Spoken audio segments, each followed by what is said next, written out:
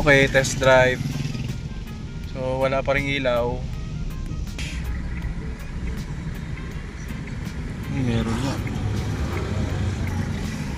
Try natin. Ngayon ay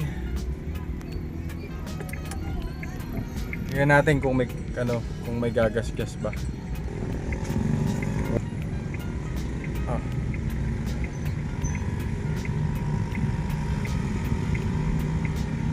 Okay, walang gasgas. Hindi siya gumagasgas.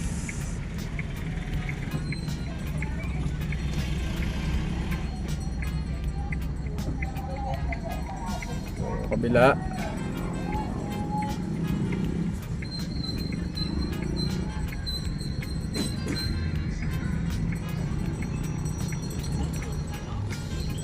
Okay, wala din.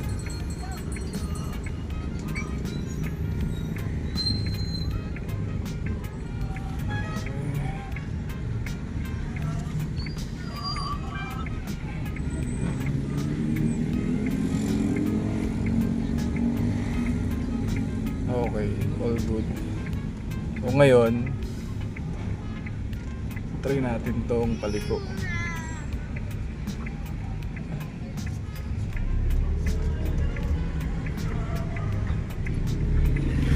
Okay din.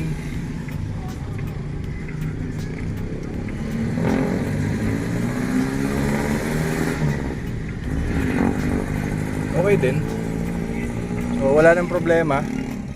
All goods. Okay na yung Suzuki Celerio. Na-test drive ko na rin. So okay na okay siya.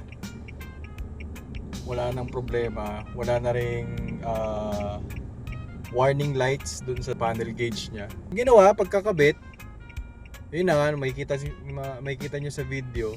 Kinabit yung rack and pinion, pinalitan yung ABS sensor, tapos pinalitan din yung clock spring. So hindi ko na masyadong na video yung mga yun kasi wala ako. Thank you very much Brandon Mel Car Care Center.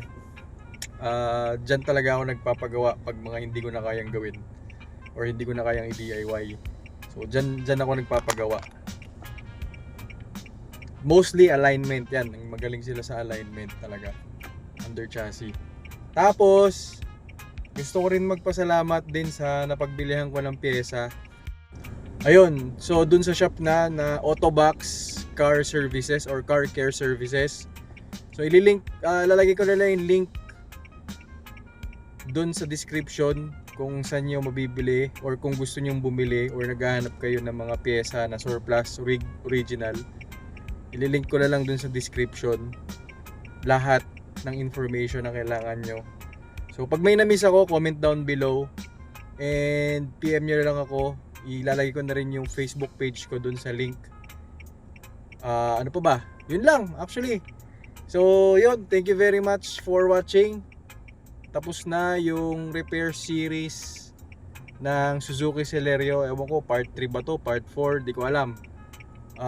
Last part na to. Thank you very much for watching. Sana makatulong tong video na to.